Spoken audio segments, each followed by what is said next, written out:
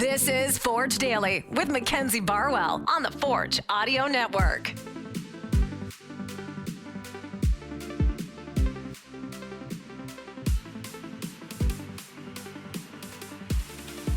Forge fans, welcome back to the Forge Audio Network. I am your host, Mackenzie Barwell.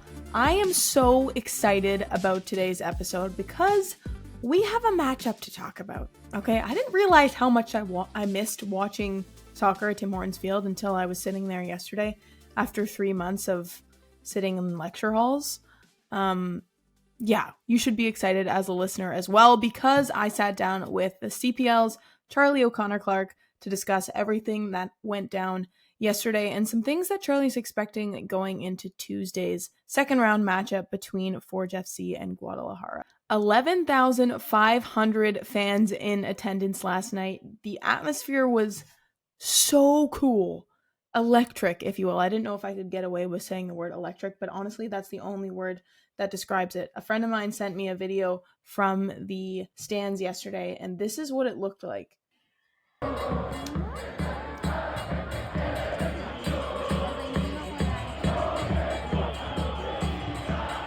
So unreal. So unreal. If you were there, thank you so much for coming out. I hope you had as good of a time as it looked like in this video. Before next week's matchup, we will have another episode, but I want to dedicate this one to talking about what happened yesterday. And then eventually we'll get into some recent updates surrounding the team, including signings, the Pro Combine as well. But today, let's just leave it at my conversation with Charlie and I. Enjoy today's episode, and I will check back in next week. I think we're live. Let's continue. I appreciate you coming, though, since you got home so late yesterday. I know. Hamilton, man. Yeah, I was going to say, that's a regular commute for you. I don't know what you're saying. Absolutely. How'd it feel to be back at old Tim Hortons Field in the middle of February yesterday? You know what? It was weird, because I felt when we were on the way there that I hadn't been there in so long. Yeah. When I got there, I'm like, yeah, I was here yesterday. It's been like no time since the final. I know. That's what Laura and I were saying too, because the last time we were all, I think, together would have been the final. Yeah. Which in hindsight feels like so long ago, but then we're in the press box and I'm like, It's not really. No. Okay, let's talk about the actual substance of the match. What did you make of it? And was the result something that you expected? Not even necessarily the score, but just how it played out, especially considering Forge have technically been in their short off season over the past 3 months. Yeah, I don't think there were a ton of surprises in how this game played out.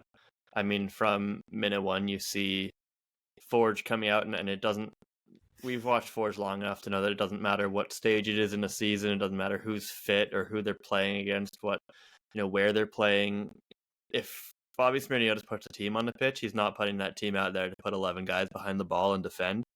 Like he is putting his strongest team that he can out there on the pitch, and he's telling them to play football and to try and play out of the back and to attack, try and score a goal. They did score a goal, and they scored a fantastic goal, which is a pretty good statement of this club's identity and how it wants to play football. And I think that actually did impress Chivas at times. But there's obviously the reality of a game like this against a team with the level of talent and the resources of Chivas, just the gap in just how much more money they spend on their squad and they're able to spend on their squad. You can see what a high level a strong Liga MX team is. And even though there was a lot of talk before the game about Chivas leaving, I think 5 of their top players at home, they still had 4 starters from their league game on Sunday, and they had 3 other players in their starting 11 that have started a game in the last month or so.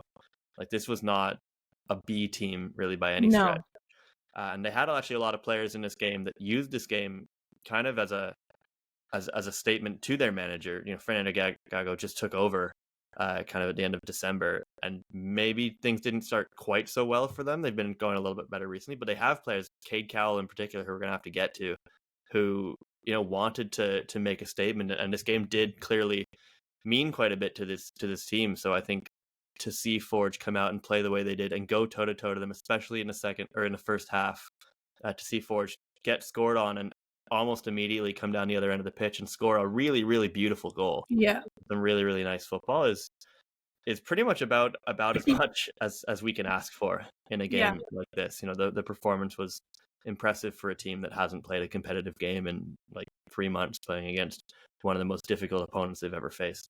Right. Right. And I mean, they did have a few scrimmages over in Querétaro, but not to this, of course, extent. No. But like you said, they were able to execute. Forge had a plan, and Bobby even mentioned this in the post-game press conference. He said that's exactly how we wanted to score, and they were toe-to-toe, especially in the first 25 minutes of that first half. But based on how that went, and considering how possession-based it really was, would you have guessed that by the first half we'd have 3 goals scored? Not really, not No. really. I do think that maybe the first 20 minutes or so before Chivas scored is a little bit more. These two teams don't know each other very well. They're kind of trying Feeling it to out. poke at each other. Yeah, feel it Yeah. out a little bit, see what's up. And even Chivas just kind of trying to get a little bit used to the pitch, used to the conditions, and trying to find where maybe they thought there were weak spots. And Forge, obviously, again, also trying to get into the game rhythm, which is kind of hard to do off the kickoff when you haven't been playing games regularly.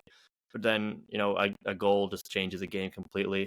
Chivas find a way through. It's kind of a giveaway through the middle. They break with such speed as they've been doing in their own league. They press and they win the ball. They get forward quickly and they score a really great goal. And Mm-hmm. all of a sudden, Forger, they don't really have time to feel it out anymore. It kind of wakes them up a little bit, and the game Yeah. from there is just fully. This is a lot more open because Yeah. the Forge know now that they have to open up even more. They have to be a little bit more aggressive and score a goal. And then, I do wonder what the second half might have looked like if, Forge don't concede in the worst possible time, maybe I the was second gonna. worst possible time to concede in a game. Yeah. And it's it doesn't matter who you're playing against. You could be playing against Manchester City. It's still going to be frustrating to concede a goal in that way. At the end of the half, you might say a reasonably preventable moment where that's not going to be a highlight that Bobby Smirnotis looks back on and is happy to see.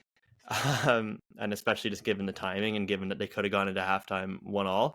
But, for the most part, I think Forge generally would have been happy with most of the way the first half went up until that very last moment. Yeah. I was literally just going to ask you about that, and not to play the shoulda, coulda, woulda game, because even Bobby in the press conference mentioned that there isn't much you can do to reflect on that or what may have happened. But in terms of the detriment to conceding at that point in the game, going into the locker room is going to look a whole lot different.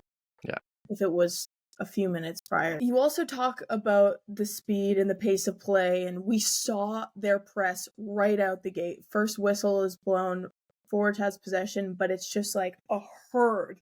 And I remember sitting in the press box being like, oh my gosh, all right, here we go. Yeah. You haven't covered the CPL for quite literally as long as it's been in existence, and also a fair share of CONCACAF matches. What do you see being the difference between, a match of this caliber? And same goes for the CPL, but what were some of the differences you saw in terms of maybe style of play or pace of play, as I mentioned?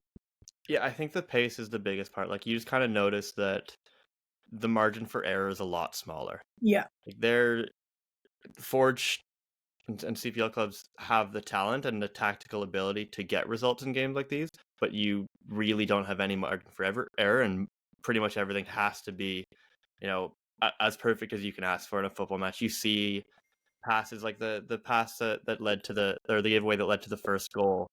Benny Badibanga can make that pass through midfield in a CPL game against some teams sometimes. Sometimes you get away with that, but you can't at this level because they are just reading the game a little bit more quickly, and they've got that bit more experience, and they're able to pick that off. And you just see how much more quickly they arrive to press. If the ball comes to a player, he's got someone on his back immediately, and he doesn't have time to think about it, to take a touch, to turn, things like that. And you just see how quickly they can punish mistakes. If they like, I think it was still the first goal. The midfielder gets the ball at the top of the box. He only takes one step to open up a bit of a lane into Cowell, and he flicks the ball uh, through that gap into Cade Cowell, and bang, the ball's in the back of the net. It's just so quick how a game can turn on you Yeah. against a team like that, where you can be very much in it. You can be going toe to toe. You've had your chances. You're playing well. You're possessing the ball. But one moment, one pass doesn't work out, or one defender gets beat just ever so slightly to open up just that little bit of space that they need, and they take it, they seize it, and they score a goal. And then all of a sudden you're chasing the game, and that's kind of the difference that you find in a lot of these games where you're playing a team where the caliber is so high and the quality that these teams are playing against week in and week out is so high. That's kind of what's so valuable for a team like Forge to play against and to learn, especially the younger players who maybe haven't seen that before. Well, yeah. And we saw so many younger players step up yesterday. I want to hone in on Cade Cowell for 1 second because I did not know he would come in with as much force as he did. I mean, Cowell's a really interesting kind of figure of the last couple of months in Mexican football. I mean, for anybody who doesn't know, Chivas have this kind of long-standing policy of only having Mexican players in the team. And obviously, Cade Cowell, he has Mexican heritage. His mom is Mexican, but he grew up in California, and he chose to represent the United States national team. So when he signed for this club, I think about a month and a half ago, Yeah, it was pretty controversial. like a couple weeks ago, right? Or even Yeah. mid-January or something like that.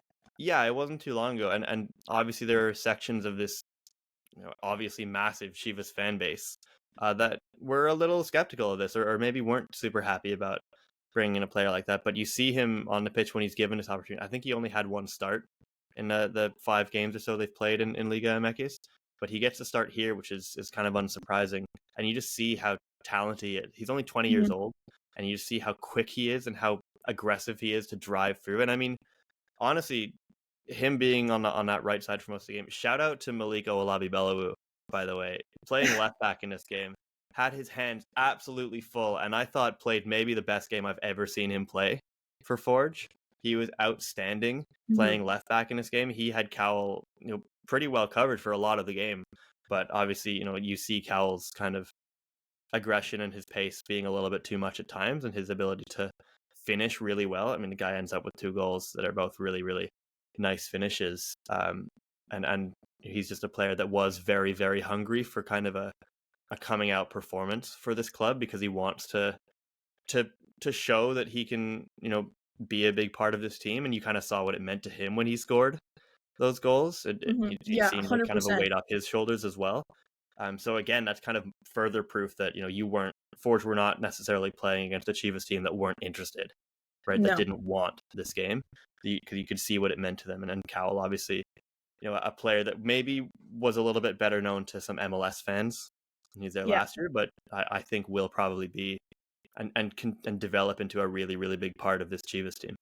Yeah, well, you talk about proving himself too. I think he's absolutely shown that he will be a part of that core roster. I mean, Malik, this is something else I wanted to get to, but you pretty much covered it there. It's such an insane position to be in, especially Forge having lost some really core defending players, and now a bunch of these younger guys being put in a position where they have no choice but to step up. And Coach Bobby did talk about it yesterday in terms of they've been training for this. They've quite literally been groomed for moments like these. But what did you make of not only his performance, but Chris Kalongo came out for an entire match after, to be honest, not having a lot of minutes in the regular season in 2023. And so for him to step up as well and make a couple great saves was really great to see. 100%. I thought Chris did really, really well. He looked very confident when he had to catch a ball. A ball would come in from outside the box. All 3 goals I think are really good finishes, and you don't really fault him. But for Kalongo, a guy who had coming into this game 3 appearances for Forge and only 2 starts, it is really impressive to step into a game like this and to do so confidently, and really play very well. And again, in front, playing behind a back line where it is a little bit, a little bit makeshift, you might say. The both fullbacks are naturally center backs, and Dom Samuel and Malik. It was a bit of a certainly not a back four that you would have seen a lot in training last year. not necessarily a conventional backline for the Yeah, 2023 Forge FC. Yeah, I see what you're yeah, saying. and just playing against such talent and players who can get the ball off for a finish so quickly. It's very impressive for Kalonga to come in and just look confident and Yeah, composed in this game. A ball would come to him, he would pick it up, he would catch it well. He wouldn't let balls spill unnecessarily. He would distribute the ball fairly well. He was pretty confident when Forge had to go back and cycle back to him, pass the ball back to him. He could get it out like that. So I mean, I think that was a very very positive part of this game for Forge as well. yeah, and that's what I was gonna say. To come in and not only play an opponent of this caliber, but just based on how naturally the game, like I said, was so possession based, and Forge is a team who likes to play through the back. So he Hmm. and of course because of Chivas's press, he was so involved in the distribution piece. And Exactly. at first, I was of course I'm in the press box, just like oh my gosh, this is a lot. But Nico said, who was in the press box, he is one of the best distributing Yeah, goalkeepers by far. And yeah, 100%. so for him to show up with that confidence and also have to be involved in the way that he was incredible. And to show that kind of composure as well, yeah, just got to give Chris his flowers on that part. But also something else that you and I talked about yesterday, rewinding here back to that first half, not very far in, Kwesi Poku goes out with an injury, maybe what looks like a hamstring pull, or that's just speculation. That's But what it looked like, yeah. of course, Tristan Borges has to come in, and as we know, that's not necessarily a panic situation when Borges comes off the bench, as we've learned. But how important was it for him to step up in that role? Because we know that Kwesi is a different player, and they Hmm. don't play it the same way. But Bobby asked Borges to stay wide, and he did do that. And I think we saw the outcome of that after that first goal. But what do you think he brought that maybe we would have seen something different, if that makes sense, if Kwesi would have stayed? Yeah, it's a really interesting thing to look at in hindsight. I mean, first of all, I think the first thing we have to say is I really feel for Kwesi. That sucks that, he came off at halftime in the final with an That's what I was injury. just gonna say. The Yeah, and I last game didn't he mean to played. overlook that Yeah. as well. He comes in here and like 7 minutes in, he's running for his life down the touchline. You can see him just kind of pull up in one step and just before he kicks the ball away and he's immediately done. You But can then see the disappointment in his face yeah, too, eh? You and can the poor just guy see it. just had a rough go. It sucks, and I Yeah. really hope that it's not particularly serious. I hope he can be involved, on Tuesday when they're in Guadalajara. But Tristan Borges comes in, and it's very obvious that they're very different players. I Mhm. think everybody who's watched this team at all can tell that. Um, but you see the role that Borges approaches that play very differently to how Kwesi would have. Right? Mhm. I mean, the ball comes out to him out wide. Borges knows that he's not necessarily the quickest player on the pitch, but he's got that left foot that can wrap a ball in behind a back line, whereas Poku might have tried to take on a defender a little bit, make a Mhm. little bit more space, and try to find Terran Campbell on the ground in some way or something like that. Borges knows that he can just take a couple touches and whip it around, and obviously credit to Terran for staying on side with that run as well, and trusting Borges to get that ball around behind him. But it is very different, and you do wonder if that how things might have been different if Poku had been on the pitch. Obviously, if Poku's on the pitch the whole game, he might be able to stretch things a little bit more. Right. They might use him as a different outlet to relieve pressure, because just in the 5 minutes that he was playing and healthy, you could see how much he wanted to kind of just almost get lost in space out on a wing, because Forge would want to invite pressure over towards them and have him kind of out there on the wing where there's space, where there's no players, where Mhm. maybe Forge are able to find him with a really long switch, and then he can play quite direct on a counterattack. So I think that was clearly a huge part of the game plan, but it's a credit to Forge that they were able to adjust on the fly, and find a way to make it work with a very different attacking outlet in Tristan Borges, who, Yeah. again, it's not easy to come into a game in like the 10th minute when you've been warming up. You're like, I might come in the 60th, 70th minute, and you're kind of mentally prepared for that. You're not necessarily going into a game at 0 degrees Celsius in the first game of your year, being like, Mhm. I'm actually going to have to come off. I'm going to have to warm up in 2 minutes, come off the bench, immediately play. And then, I think, what, 15, 20 minutes later, he's assisting a goal. So, credit to him as well for getting locked in so quickly. Mm-hmm. Yeah, I mean, I wanted to bring that up in particular because those channels were so crucial out wide, and you talk about Kwesi wanting to literally get lost in that space, because I found when Forge did have possession, they did a really good job at shifting the ball and making Chivas run. I just felt like they were very in control in certain moments. And even though the pressure was on, they did have players that were making the right runs, but coming back when needed and playing simple, but also making that space. You know what I'm talking about. 100%. And Forge have watched a lot of tape of this Chivas team. They would know that was what they wanted to do, that they could maybe create space for themselves by inviting that pressure, and just have to execute those balls out of danger, those long switches of play, which really is how they scored as well, with Ali Hijaberpour kind of getting out of pressure and getting rid of the ball at the right time, because his marker was right on his back, I think, when the ball comes off his foot. Yeah. So yeah, it was quite a well detailed game plan that they still had to adjust on the fly because of the change. Do you expect to see anything different, or obviously we're not going to see anything too drastic, but going into this second round, what are you expecting? I don't think I'd expect a lot of changes necessarily from Forge. I think maybe the tactical setup is a little different if it does have to be, if it's going to be Borges starting instead of Poku. Certainly there might be ways to get him on the ball more, and maybe go through him a little bit more than having him be kind of the target out wide, because obviously Tristan's a guy that loves to have the ball at his feet to take on defenders, but also to play crosses and to play dangerous, incisive passes in. But I really don't know if there's a lot of massive changes. I do wonder, what Bobby's takeaway is going to be from Benny Badibanga's game last night. He was playing kind of a number 10 sort of free roaming role where he kind of drops back a little bit, goes searching for the ball. And he was playing quite brave. He made a lot of quite ambitious passes. Didn't necessarily work as much as he would have wanted it to, but again, that's kind of the nature of being so early in your season and not being fully sharp. I do wonder if maybe there's a change there where he's asked to be a little bit higher up the pitch more consistently to use a little bit more of some of his attacking skill set. But I think otherwise, I don't really think there's a ton of major changes that Forge are gonna look to make in this game. Yeah, no, you're right, and that's a great point about Benny, because that was a very untraditional role for him, especially Forge fans being used to seeing Kyle Becker or Noah Jensen in that central midfield. So yeah, I guess maybe not so much about changes, but more so adjustments in terms of